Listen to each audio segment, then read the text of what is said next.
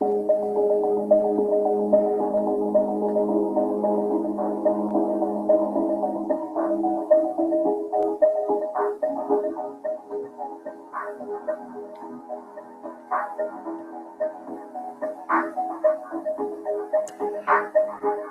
evening, everybody. Enter the stars.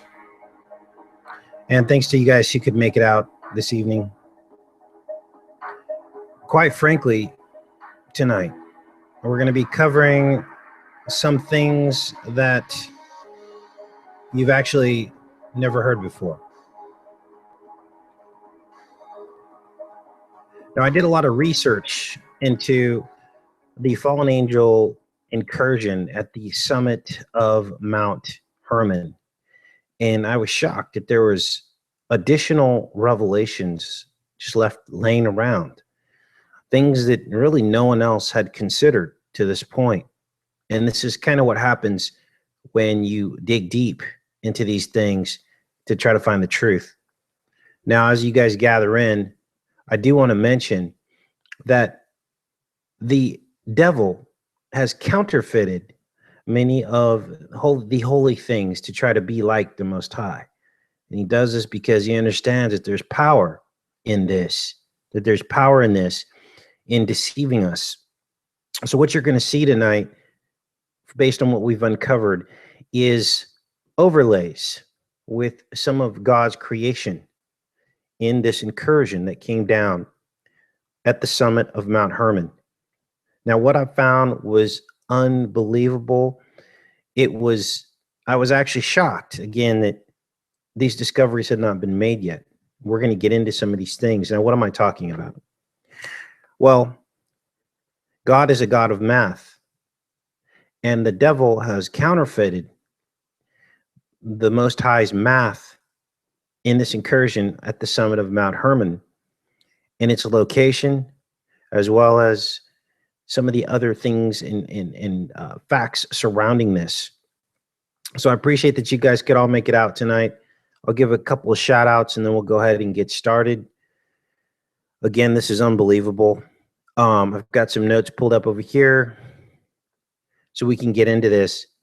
Now, this is Mount Hermon, and as you can see, it is at the 33rd degree north latitude. Now, that in of itself is not a synchronicity. But when you begin to factor in some of these other facts surrounding this location and this site, where the book of Enoch says that the fallen angels came down, then you begin to see the whole picture emerge. Now, what did Enoch say about Mount Hermon? Well, he said that 200 came down at the summit of Mount Hermon and that they were fallen angels. And there were 20 of them that were leaders. So each of these leaders most likely had 10 angels beneath them. So we have 20, a 10, and a 200. Well, interesting enough, when I began to look at the mathematics surrounding the number 200, Wikipedia said this is the smallest base 10 unprimable number. It cannot be turned into a prime number by changing just one of its digits to any other digit. So here you have your 10 leaders, you have 200 total fallen angels, and all of them had to swear an oath. They were all mutually implicated. In other words, they all promised each other, and not one of them changed their digit, so to speak. So mathematically already we have a strange synchronicity, okay? Numbers just don't divide up like this. So here they came down at the summit of Mount Hermon. Now, I got a picture of Mount Hermon pulled up, and this is unbelievable. There is a temple here. It's at the summit of Mount Hermon here, was what you're looking at. And the temple is called Khazar Antar. We're going to dig into this temple. And interestingly enough, nowhere on the internet is the exact geographical location of this temple found anywhere. In other words, we're looking at the summit, but amongst the rock and the snow, we will never know exactly where this temple is because nowhere is the exact coordinate given. Now, what you're looking at here is the highest UN base in the world. It is at the summit of Mount Hermon, is what you're looking at. I also want you to notice this shape of the road, which is done on purpose. And we're going to get into that as well. I'm going to show you visuals. Those of you that were fortunate enough to make the show tonight, you're in for a treat, because again, we're going to discuss things that have never been discovered with regards to these fallen angels. Hopefully our broadcast is not interrupted, which it has been in the past. So I dug really deep and I actually found a layout, a floor plan of this temple. And what makes this temple so important?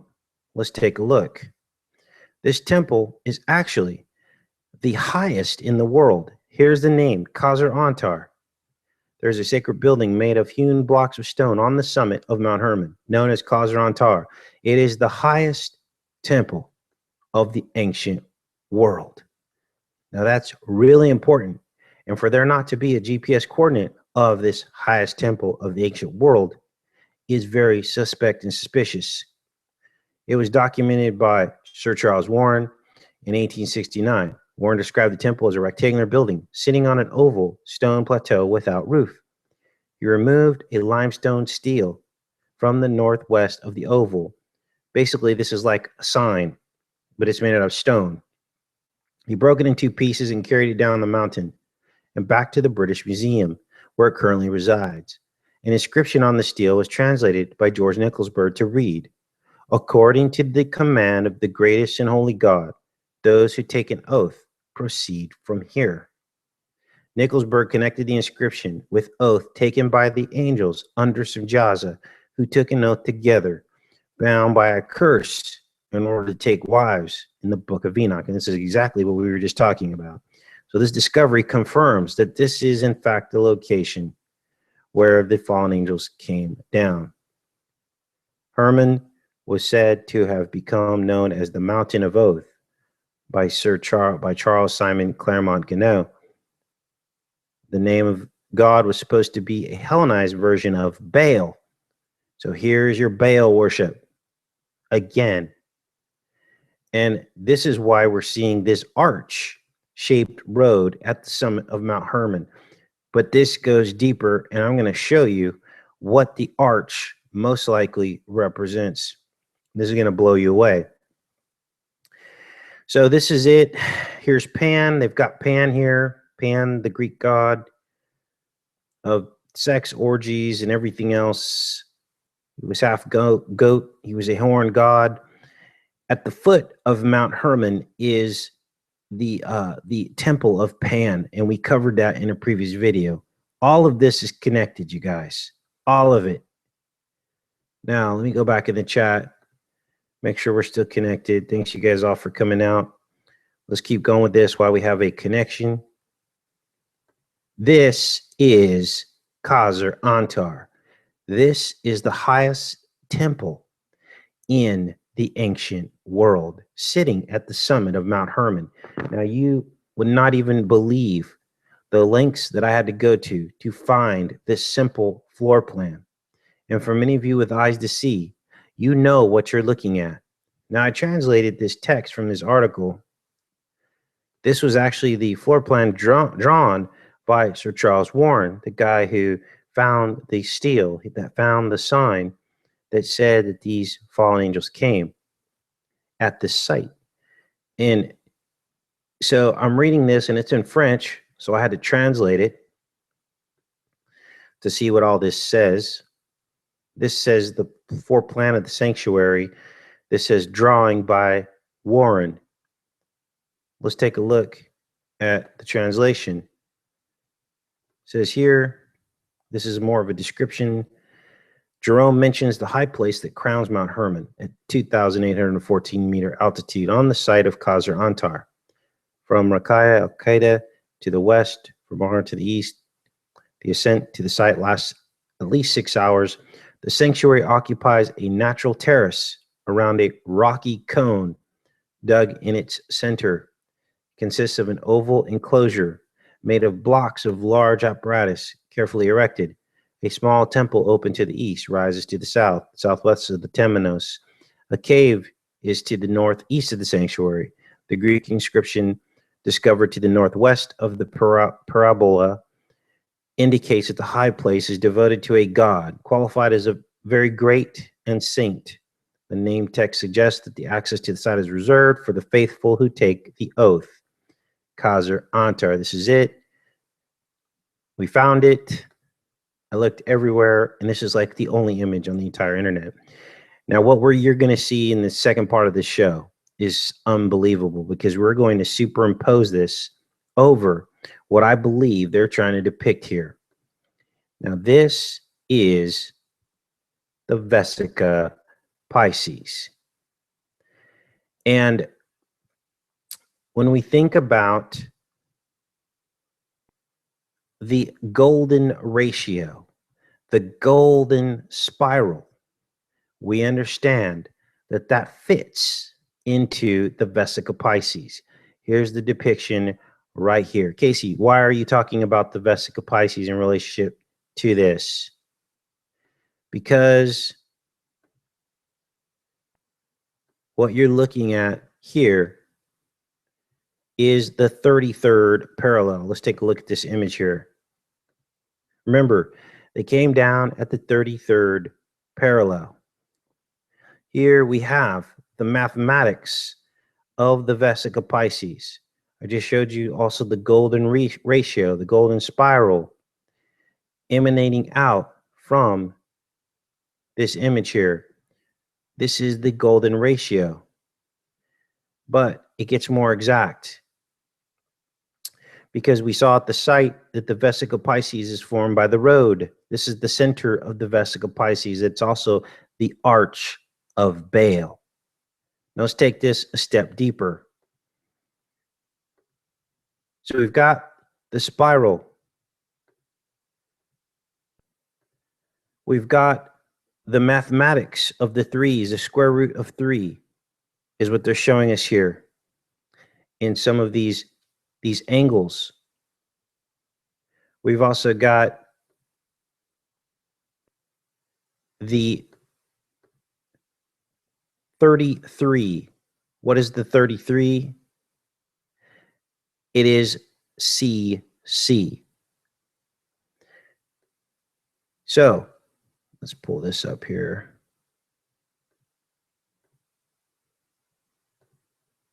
When you look at the Vesica Pisces arch, this is probably a good image for us to look at right here. You have this arch. This is the arch of Baal, and this matches this, the road going into the UN. Let's minimize this. This is exactly what they were hiding in plain sight. There it is. Here's the side by side. What else links this site to the Vesica Pisces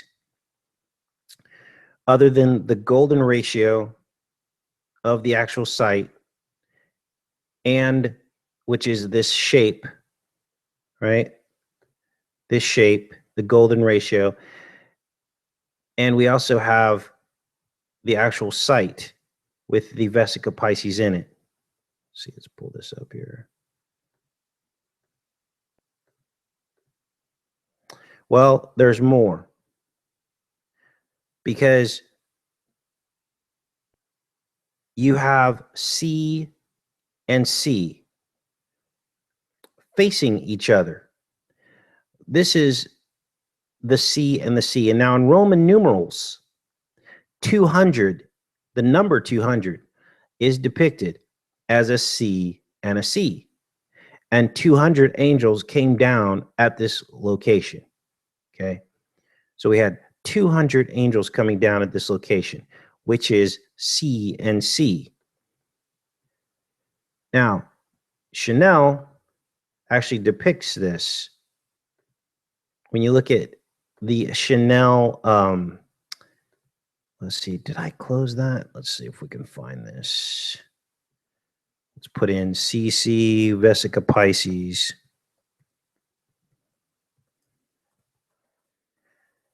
Actually depict this. And so now we begin to see that the two C's together, this is the logo for Coco Chanel. They're showing you the Vesica Pisces here. Okay, there it is right there, the two C's. And we also see that when you have two C's facing each other, and when you put them end to end, you have CC, which is 200. But CC is also 33. Why? Because alphanumerically, the letter C is in fact a number 3. So now you have 33. Now, this is interesting because we also know that exactly 1/3 of the angels fell from heaven. There was war in heaven, and 1/3 of the angels fell from heaven. Well, how much is 1/3? 1/3 is exactly 33.33333% into infinity. So now we have another synchronicity. We have the location at the 33rd north parallel. I'm going to do a quick recap. We have the CC, the Vesica Pisces, which is also stands for 200 in Roman numerals. CC is alphanumerically 33. So the question becomes, is this event of where these 200 angels came down, is this one and the same event of 1/3 of the angels being thrown down from heaven? Is it an event related to the 1/3 of the angels? I don't know the answer to that, but I'm just showing you the synchronicities of how they're similar and how all of this fits in mathematically. Now, the Bible refers to multitudes of people or things as grains of sand. So don't you think it's interesting that the word thousand has the word sand in it? Thou sand. And the word grand, which also means 1,000, kind of sounds like a grain of sand. And when we look at sand, we see points of light. We see what appears to be like galaxies and stars in the actual makeup of microscopic pieces of sand. Now, the Bible mentions sand and stars in the same sentence. Sand, stars, Bible. And we're going to look at some microscopic pieces of sand as well. Here it is here, Genesis 22:17. I will surely bless you and make your descendants as numerous as the stars in the sky and the sand and the seashore. So why would God talk about the sand and the stars in the same sentence? I'm going to show you why. Sand under a microscope. This is unbelievable because these microscopic images of sand look a lot like the stars and galaxies in the sky. Do they not? Many of them with spirals, just like the spiral galaxies, with different colors. He knows. Now we're talking about mathematics. We're jumping around a bit here. But what I want you guys to understand is there's a lot more to these fallen angels coming to earth than we're told. There's so much more to this. And it is okay to dig deep and try to find additional answers to some of this stuff. Now, what else do we have here? I was looking into other references to the number 33. And what I discovered was that there are, in fact, 33 vertebrae in your back. But that's only if you count the bones of the coccyx, which is the very bottom of your spine, if you count the 5 bones separately. If you don't count the 5 bones separately, then you have 28 bones in your back plus the 1, so you have 29. Now, this 28 number comes up often, okay? Jesus said there were 14 generations between Abraham and David, and then 14 more generations from David to the crucifixion of Christ. That's 28 total generations. I think I got that right. Correct me if I'm wrong. And so this means something. This is number 28. We also saw that the World Trade Center stood for 28 total years. And at exactly the halfway point, the 14th year, almost as if they knew that it was only going to last 28 years, they opened Building 7. They opened Building 7, which in 1987, that was the halfway point to 9/11. And when they opened Building 7, it was 47 stories tall. What was the Hebrew year it opened? 1987 was Hebrew year 47. They knew that in another 14 years, they were going to bring down Building 7 and the rest of the World Trade Center. Now, we've covered those number synchronicities on this channel before, but it's important to mention that the enemy is doing these rituals to basically try to mock the Most High. Okay.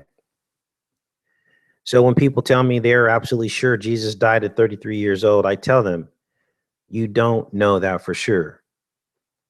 Now, 33 is also, according to the Newton scale, the temperature at which water boils. There's a reason for that. That's not an accident. Also, the divine name Elohim appears 33 times in the story of creation in the opening chapters of Genesis. So I looked deeper into what Khazar-Antar, this highest temple in the world, was really about. So I wanted to know. So I started digging this apart, and I started trying to look at the words of what this is, this Khazar and this Antar. Now, Khazar is kind of like a prefix word that's used across several of these temples. There's about 26 temples on the summit in the surrounding areas of Mount Hermon, but this one is the highest. So I decided to focus in on this. So I looked at Antar and I was like, what is Antar? And I was like, that's Antares. So I looked at Antares, and lo and behold, this is the star Antares. Okay. This is unbelievable, because Antares, another name for it, is the Lord of the Seed. Now, we're going to get to the point of all this by the end of the show, because what the Vesica Pisces really is the combination of the God seed and the serpent seed. And in the middle, where the union is the arch of Baal. This is the union between fallen angel and mankind, the Vesica Pisces. And this is why you see this in Washington, D.C., surrounding the Washington Monument. These two circles represent cells merging together. We're going to get into that. But I looked into Antares, and it's also called the Lord of the Seed. That's what Antares is called. It's right here on this Wikipedia page. And for 2 to 3 weeks on either side of November 30th, it is not visible. It goes dark because it is too close to the sun and you can't see it.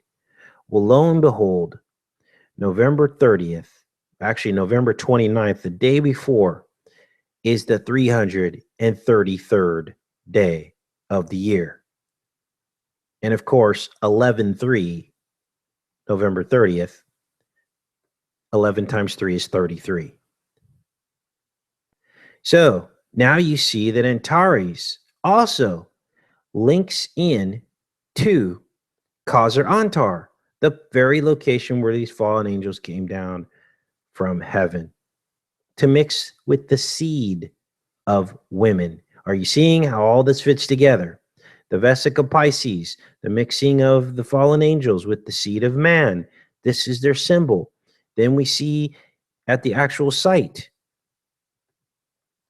that they have the Vesica Pisces. This is where they mixed the two cells mixing together. What do these two cells look like? This is here, the Vesica Pisces. This is it. It's two seeds mixed together. And now you know the ultimate truth. And this goes deeper because what you're really looking at right here is the Hill Valley. Casey, what is the Hill Valley? Hill Valley was mentioned in Back to the Future.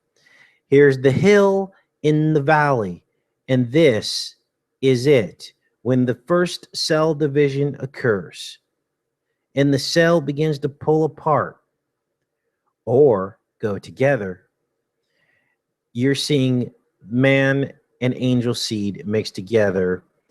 And here is the Hill Valley. It is the eye. Here's the other cell over here. Let's put these side by side here so you guys can see what's going on. You are looking at these two images are one in the same. And when you look into the outside world, the material world, this belongs to the serpent. And God said, the kingdom of heaven is within. This is where you will find the ultimate truths, which is what we do on this channel. But the serpent wants you looking out into the material because that is where he will be able to deceive you. And this is one of the ultimate truths that no one else has looked at. This is it, you guys, the mixing of the seed. And they show it to us right here at the summit of Mount Hermon with this portion of the Vesica Piscis formed by the road, as well as the golden ratio of this actual site. This is where they came down. Now, we're going to even get more specific after I go into the chat here, make sure we're still connected, because I'm going to show you guys something that is really going to blow you away. I went in to this program, and basically I took this site and I overlaid it to the Vesica Piscis, and look what I found. Now I just spun it around. That's all I did. It actually overlays the golden mean, the spiral mean, as well as one side of the Vesica Piscis. This is unbelievable. And look at this. This is the cube. This is actually the temple that's at the site, but it also represents the cube. And this is how they keep us locked in.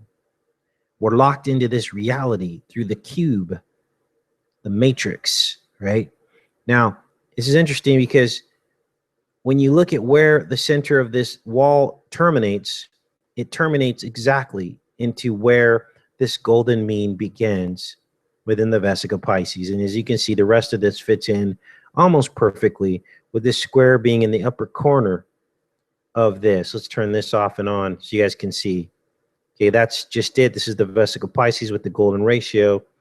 And then when you toggle back and forth, there you see the truth. Now, no one else has done this before. All this research came about this afternoon. So I'm glad you guys all get to see this. Spread the word. I believe we found the answers to what's going on here.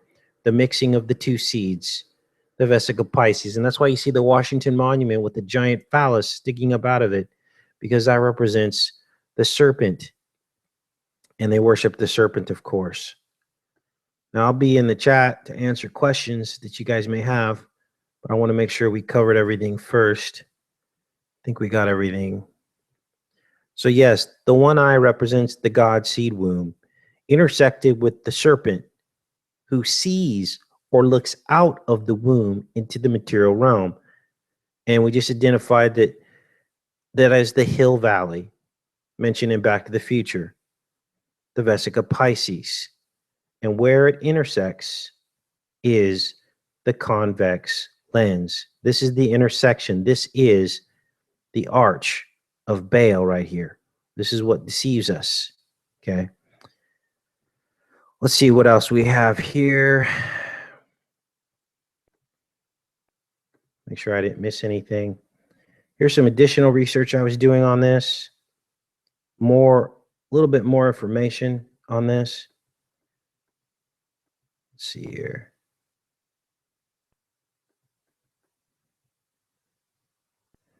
So here they're talking about the actual site, Khazar Antar.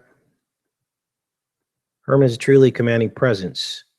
that is considered a sacred mountain is exemplified in its Semitic root, HRM meaning taboo or consecrated, seen also in the Arabic al-Haram, sacred enclosure. The sacredness of Hermon, known throughout antiquity and in many different regions, has been compared to the inviolability of Mount Sinai, as described in Exodus, where the people are forbidden to go near the mountain or to ascend it. For whoever touched the mountain would be put to death. Eloquently expressed in the words of Claremont Ganneau, the Hermon became known as the Mountain of Oath. That its sacredness prevailed is also reflected in the writings of church fathers when, as late as the 4th century CE, Eusebius, in his Onomasticon, fully recognizes the long tradition of sacredness this mountain holds. Until today, the mount in front of Panias, we talked about Pan, and Lebanon is known as Hermon, and it is respected by nations as a sanctuary. Arab geographers wrote of the Hermon and Lebanon range, where the Hermon is known as the Jabal Sinir and defined as the mountain of snow. The summit of Mount Hermon is comprised of 3 peaks within a few hundred yards of each other, and together they form a comparatively level, oval-shaped plateau. There's your Vesica Pisces, which is probably why they have this oval shape at the peak. Okay. I don't know if the 3 peaks are enclosed within this road or not, but they may be. And maybe this temple is within the center of this Vesica Pisces. Let's keep reading here. It says the highest of these peaks is in the southwest, where the remains of a sacred enclosure of hewn stones surround what was once a temple structure known as Khazar Antar. Antares, right? In September 1869, Charles Warren reached the summit and made detailed notes of his observations, which he later submitted to the Palestine Exploration Fund. Curiously, none of his work is made public. I mean, unless you go to a library maybe, but I looked online and I could not find anything regarding this other than the same exact sentence that I just read to you. He describes finding the ruins of an unroofed rectangular building, the temple or saculum, which appeared to be of more recent date than the stone oval. Warren compared the stone oval to the Kaaba at Mecca and suggested it may well have been used for the same purpose. Among the limited finds from northwest of the oval was a stele of gray limestone incised with a Greek inscription. Now let's back up a minute, because as you know, the Kaaba at Mecca, they go around a cube. And guess what?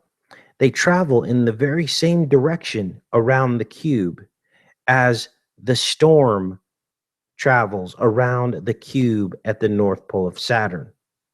Yes, there is a cube at the North Pole of Saturn. It's a 3-dimensional cube. It presents as a hexagon is what it looks like. But the storm is moving in a direction, and the folks at Kaaba who worship, the Islamists worship at that cube in those big crowds, they are moving around it in the exact same direction as the storm at the North Pole of Saturn. So now we're starting to develop a picture. Now they're telling us that this spiral is actually older than this building. But now we're starting to see who the evil father is of all this. Saturn, right? Keep reading this here. Where were we? So this keeps going. Let's close this. These are the 5 bones of the coccyx. Here's cell division, the eye. We covered all this. Okay. So this keeps going. It says he describes finding the ruins of an unroofed rectangular building, the temple or saculum, which appeared to be of more recent date than the stone oval. We just looked at that. Warren compared the stone oval to the Kaaba at Mecca and suggested may well have been used for the same purpose. Among the limited finds from northwest of the oval was a steel gray limestone incised with a Greek inscription. Its removal from the summit was not without incident, and in the difficult process, it was broken into 2 pieces. It now rests in the British Museum, the two pieces once more together. Nicolsburg's translation of the inscription reads, and it's in Greek, but translated is, according to the command of the greatest and holy God, those who take an oath proceed from here. And that's exactly what the fallen angels did. They took an oath amongst each other. They proceeded from the mountain and took the form of men and took for themselves wives. Okay. Let's take a look here. See if there's anything else. I thought there was other stuff. They go on to talk about Baal worship, Baal Haman, the Hittites, which of course were in battle with the Israelites in the Bible. The Israelites wiped out many of the Hittites. We know that Og was a giant. He had a bed that was twice the size of normal men. He was from Bashan. So we have numerous comparisons to other giants in the Bible. Bashan, Og of Bashan or Bashan. We have Baal. So, goes on to say here, in Aliquot's opinion, this oath fits well with the ancient traditions that characterized Mount Hermon as the mountain of oath, and also reflects a similar order restricting access to another holy mountain, that of Mount Carmel. Nicolsburg, however, notes two parallels to the Enoch tradition. First of all, suggests that the oath is reminiscent of the oath of the Watchers in Enoch 6:6, while the title of the greatest and holy God closely parallels a divine title in First Enoch, the Great Holy One, often rendered in Greek as the Great and Holy One. So, direct reference, the Great and Holy One, to this limestone stele that they found. That such an enclosure, as first reported by Warren, exists on the summit of Hermon lends credence to a long tradition of sacred high places and supports textual evidence for Hermon as a holy mountain. It also provides evidence for the endurance of people who must have made considerable effort to come and worship within such a harsh and cruel environment. So that's about it that I wanted to show you guys on that. And let's see if there's anything I forgot to mention. I got you guys all here. So that pretty much lays it out, you guys. This is the image. This is it. This is where they came down. And now we know a little bit more of pieces to the puzzle. Let me go in the chat, do a little Q&A for maybe 10 or 15 minutes. You guys, let's see here. Glad you guys could all make it. Have we got any trolls in here? If you guys want to call them out, I'll just go ahead and get rid of them right now. They changed the Mike says they changed the prime rating from Paris to England to hide the story of the fallen angels. Interesting. Like the days of Noah, says Justin in Buffalo. Yeah, we are right in it today. Now you know why the Freemasons love the number 33. We pretty much just laid it all out, okay? This is the number of the fallen angels. They run Washington, D.C. They have this incorporated into the design of Washington, D.C., the Washington Monument, and the Vesica Pisces. Okay, this is it. There's Ozaro. We got Ozaro in the mod. Thanks, Maddie. Appreciate it. What else do we have here? Thanks, John. X-Ray, Big Brummy Dave. So who is mixed with the serpent? By now, by this point in history, most of us have some fallen angel DNA. God told the Israelites not to mix with the giants. He told them that in the Old Testament because they had to preserve the pure bloodline of Christ. They were the forefathers of Christ, so that he could offer his pure blood sacrifice to correct our blood. And this is why, if you look at the story of Solomon with the child, the two women with the child, and they were fighting over it, that story was all about the good seed and the bad seed mixed together. Okay? Satan wishes us all to be destroyed, but our Father in heaven would rather allow us to live in this realm and live and prove ourselves than destroy us. And that's how we know who our true Father is. Just like the two women, The woman that wanted to preserve the life of the child, who was the real mother, said, let her have it. Let her have the child, rather than cut the child in half. And that's exactly what God has to do with us. He has to let the wheat and the tares grow up together. In other words, he has to let our mixed blood be born, live our life, and we have to choose good. Just like he told Cain, we have to choose good and Christ, of course. And at that point, Christ's blood corrects our blood symbolically and spiritually, and maybe even literally. I don't know. So I'm not a biologist. But God says he had to let the wheat and the tares grow up together, because if he pulled up the wheat, or if he pulled up the tares, he would pull up the wheat with it. That to me sounds like they're all mixed together, which is the true meaning of that parable. But the parable is always misunderstood because people don't want to look at the truth. So the fact that we're all probably mixed, or most of us, there is a remnant that was not mixed, but we don't know who those are. And it doesn't mean that we have any less of a chance to have salvation. But what it does mean is some of us that maybe are mixed with more of the fallen angel blood maybe have a propensity to want to sin more. And it may be a struggle. You may feel torn inside. But through the grace and belief in Jesus Christ, you were saved. So it's like not really a big deal. That's why some people attack this channel and they're like, Casey thinks we're all mixed with serpent blood. Okay, so, and the salvation plan is still the same. Doesn't matter what your blood is. Okay. So, and you can choose to believe that or not. To me, it provides the rest of the story when you dig deep and look. All right, I'm back in the chat. Glad you guys are all hanging in there. Let's see here. You guys that are here, that come to my website, just a reminder, please go to the website.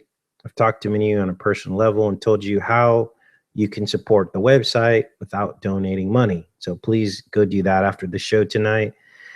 Can't really talk about it publicly. It's kind of, but this is what we've talked about it. So do what you can. Keep the website there for us so that we can have it to upload videos that may be taken down on YouTube. So we'll always have that. So I appreciate you guys doing that. And I'm looking in the chat. Let's see here. That's why they do the one-eyed symbolism. Exactly.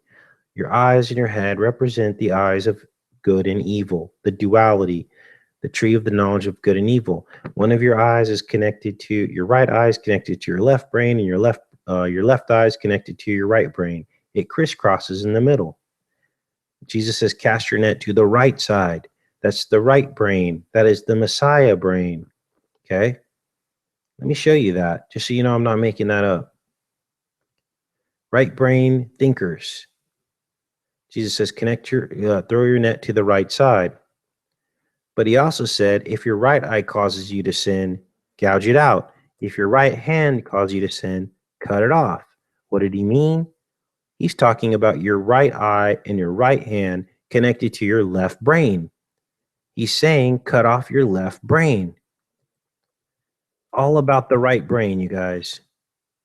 Right brain, Messiah. They even call it the Messiah complex. Your right brain.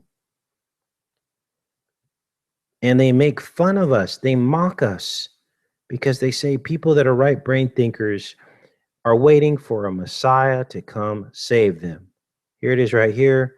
I found this article a while back when I was researching some other stuff. When you began to look at the Bible the way it was supposed to be looked at, which is giving God all the credit for already knowing all of this scientific information, mathematics. That is the real God, not some dumbed down Adam and Eve, third grade God, which is what we're presented in church. That God is kind of stupid. That's what we're presented in church. God is amazing.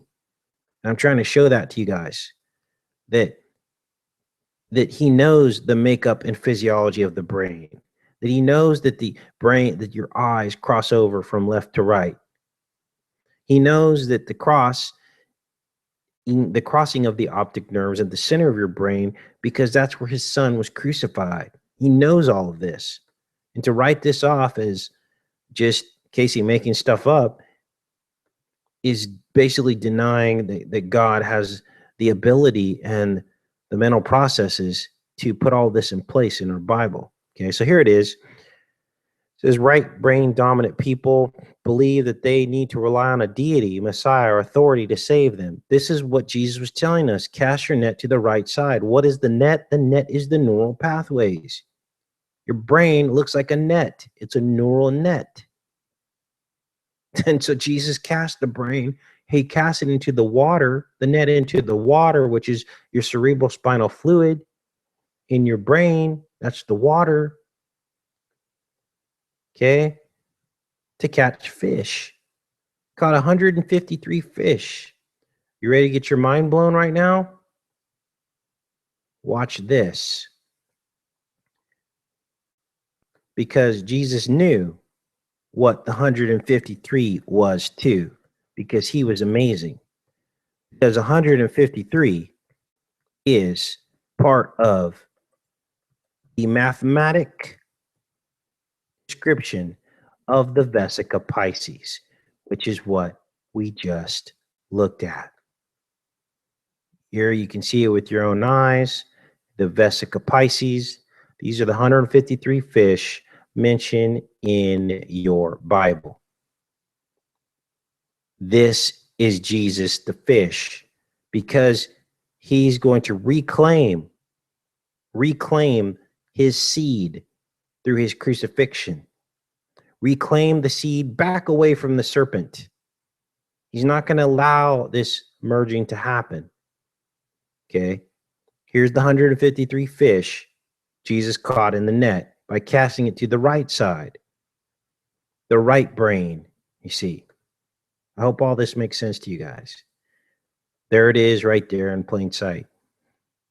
And too often people don't give God enough credit because they give us the dumbed down version so they can continue to control us, you see. Okay. What else do we have here? I'm in the chat. Let's see here. Whoa, what's the chat doing? Got some jokesters in here tonight. For those of you that like to joke, come over and subscribe to my comedy channel, which is called Read My Lips Dubbed Comedy. It's featured on the front of my YouTube page. Click on that. It's hilarious stuff, you guys. I'll be trying to do like one a week, maybe. Dub some people, some famous people. Put some words in their mouth. And so we could all laugh about this, because we got to laugh sometimes, you guys. Got to laugh. All right, here we go. I'm looking in the chat. Hopefully that all made sense. You guys have any questions about all this? Glad we didn't get interrupted on this live show tonight. I think I figured it out. One of the computers in the house was still connected to the Wi-Fi, even though it was closed. And I think it was sucking all our Wi-Fi out, and it was causing us to causing this to not really perform very well. So, all right, you guys. Looks like we got a taker on the comedy channel. Inspector Gadget's going to go and subscribe. Hopefully all you guys can just subscribe just to support it, so I could kind of branch out and do some other things. The fishing channel is kind of on hold because really haven't been fishing. It's been really cold. As soon as I get out fishing, and as soon as I get a GoPro or some kind of camera, I'll be doing some more filming. Thanks, Maddie. Maddie liked the Trump parody. That's cool. I try not to take all this stuff too seriously, because in the end, God is in complete control. Okay. And all that matters at the end of the day is what's in your heart, the kind of person you are. Yes, we all make mistakes, but if you can just believe in the Lord Jesus Christ and have love in your heart, you'll be saved. That's it. But it is kind of neat to dig into some of this stuff and find the truth, because it helps build our faith, helps us get more personal with our Creator and His Son, understand that He's real. When you start seeing some of the proof behind some of this stuff, you really understand that it's real.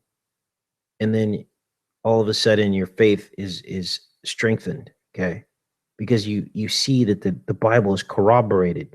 Now it's interesting because the book of Enoch, actually the only copies from antiquity, in other words, the only copies from before BC, before Christ walked the earth, 3 to 500 BC, are in private hands and are unavailable to scholars. In other words, no one has actually laid eyes since 1947 on these ancient manuscripts of the book of Enoch, which, by the way, were found with the complete Hebrew Bible, found with the Dead Sea Scrolls. But the Bible scholars of the time never bothered to add the book of Enoch back into the scriptures. They did not believe it was inspired, even though it was found with a complete set of the rest of the scriptures. Why wouldn't they update the Bible? Because they don't want you to know that they rule the world. Plain and simple, you guys.